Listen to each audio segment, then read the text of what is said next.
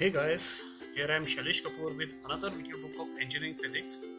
जैसा कि previous video book के अंदर आप लोग एलिमेंट ऑफ मटेरियल साइंस के बारे में पहले पढ़ चुके हैं। जैसा कि पहले मैं आप लोगों को बता चुका हूँ कि हमारे पास में टोटल टॉपिक ये सभी है, जिसमें हम लोगों ने प्रीवियस वीडियो बुक के अंदर इन टॉपिक्स के बारे में डिस्कस कर लिया था।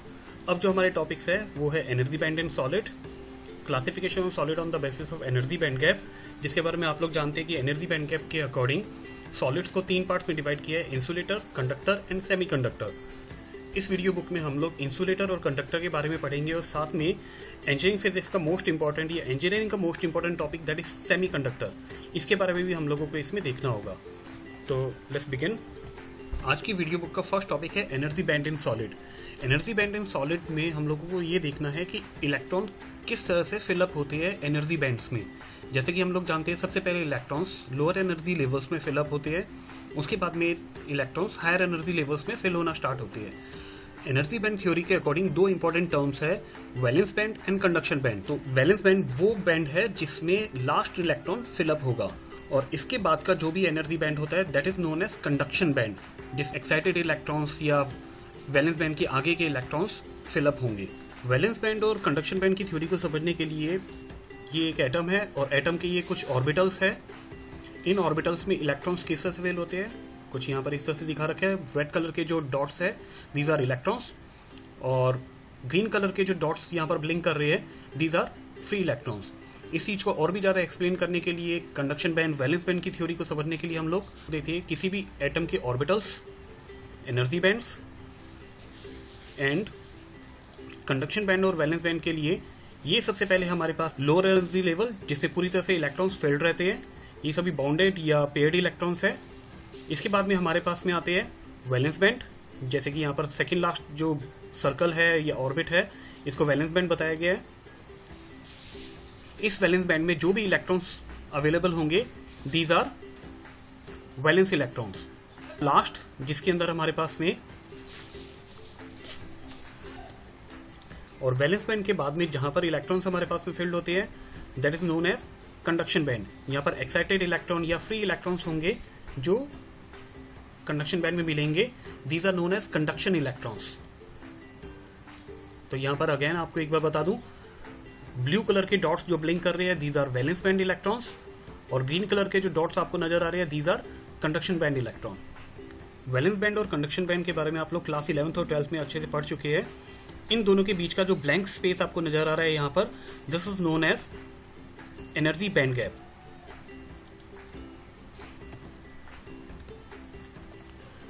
This gap is known as energy band gap या बैंड गैप।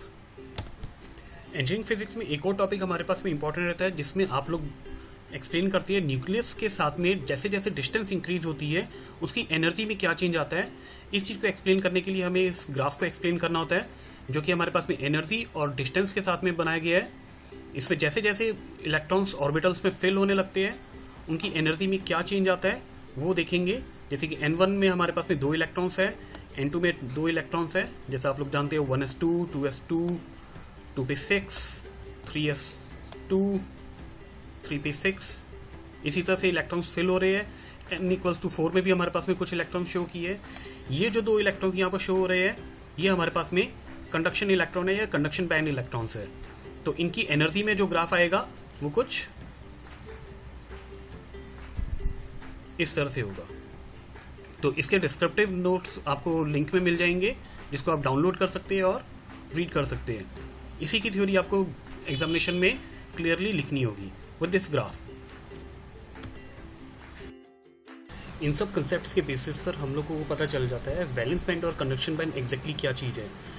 तो वैलेंस बैंड और कंडक्शन बैंड को हम लोग कुछ इस तरह से यूज़ करेंगे फर्दर स्टडीज़ के लिए कि सिर्फ वैलेंस बैंड और कंडक्शन बैंड को देखा जाए तो हमारे पास में होगा कुछ इस तरह का डायग्राम।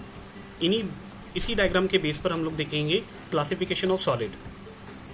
आप लोग इस डायग्राम को बना लेंगे पॉज करके वीडियो को, जिसके बेस पर हम लोग अब डिफाइन करने वाले हैं क्लासिफिकेशन ऑफ सॉलिड को, जिसमें आप देखेंगे इंसुलेटर, कंडक्टर और semiconductors.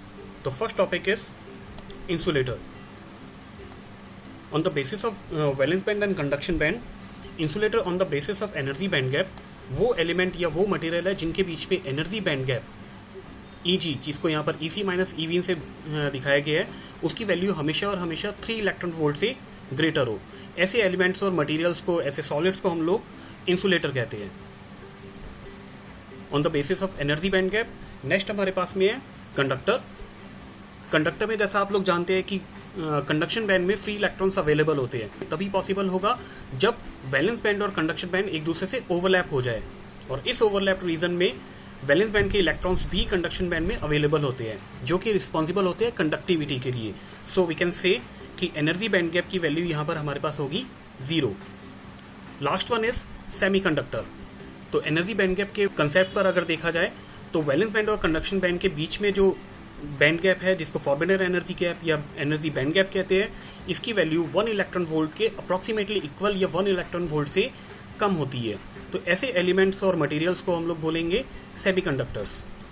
And the most important thing कि वैलेंस बैंड से इलेक्ट्रॉन्स को कंडक्शन बैंड में जाने के लिए जो एनर्जी रिक्वायर्ड है, दैट इज 1 इलेक्ट्रॉन वोल्ट। तो ये एनर्जी हम लोग बाहर से या एक्सटर्नल सोर्सेज के थ्रू इजीली अवेलेबल करवा सकते हैं। तो दैट इज सेमीकंडक्टर।